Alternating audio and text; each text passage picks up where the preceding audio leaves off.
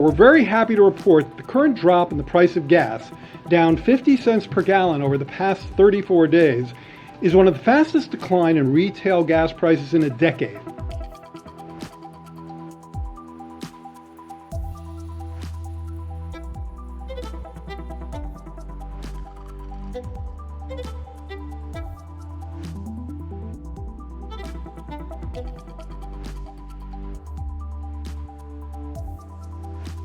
Having it both ways, Jared, because when the gas prices go up, it's got nothing to do with the president. When we see some decline, you want him to get the credit.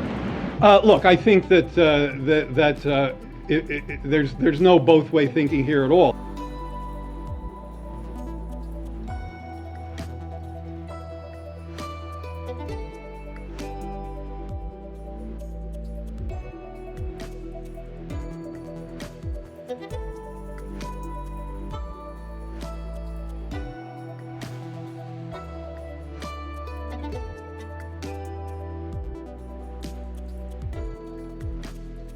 Well, we've now seen gas prices fall for 34 straight days. They're down about 50 cents. That's positive. What it means is that for a typical household, you're probably generating savings about $50 a month.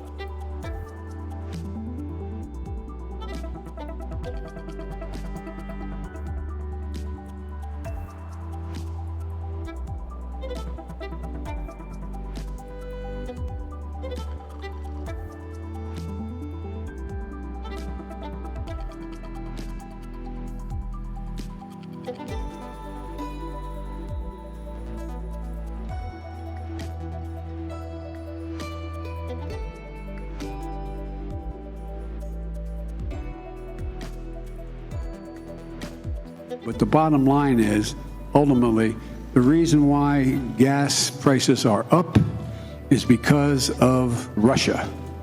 Russia.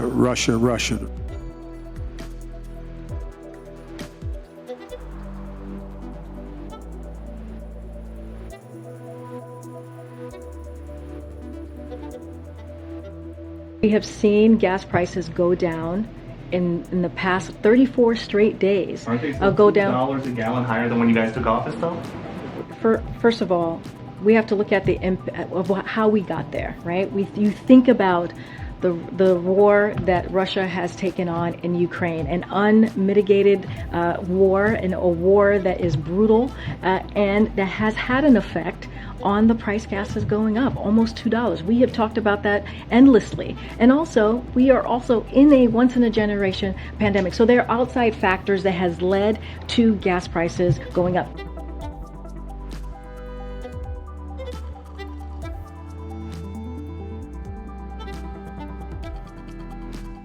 We see we see gas at $3.99.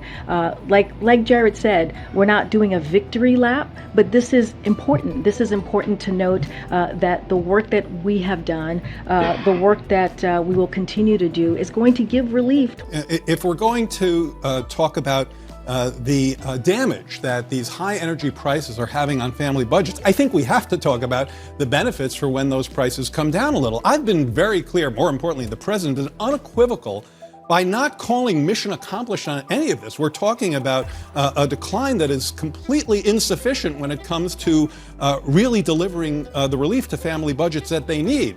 So that's why he continues to push on every aspect he can of this issue in terms of increasing the supply of global energy. There's already a sign today that Russia is going to cut off gas supply to Europe. They declared this force majeure, which means that they're not going to deliver supplies like they said they would. And that could be a precursor to what happens this winter. And if Europe can't get natural gas supplies, they're going to have to replace that with oil. That's going to compete with gasoline prices and drive those prices up. You know, the other thing here in the United States is we have a lack of refining capacity. Already, refiners are refining gasoline at the rate of over 10 million barrels a day just to keep up with demand that isn't as strong as it was a year ago. And if we have to get into refinery maintenance, or if there's a disruption, those gasoline prices that have come down are going to look cheap, just a few weeks from now. Phil, JP Morgan is warning that if Russia were to turn off the spigot in reaction to new sanctions going in on Russia, that oil could go to $380 a barrel. What would that mean in terms of the price at the pump? Basically we're talking $10 a gallon. But really what it means, John, is a slap to the global economy. That type of price increase in crude oil means recession, if not depression. And it's amazing that the world has allowed Russia to gain control, over Europe and the world economy like this. I thought we learned these lessons back in the 1970s, but instead we're off on this green energy push, shut down refineries, shut down gas plants. That doesn't make any sense. But I think we should start to realize that we have to do this energy transition a lot smarter to make sure that our national security isn't at risk.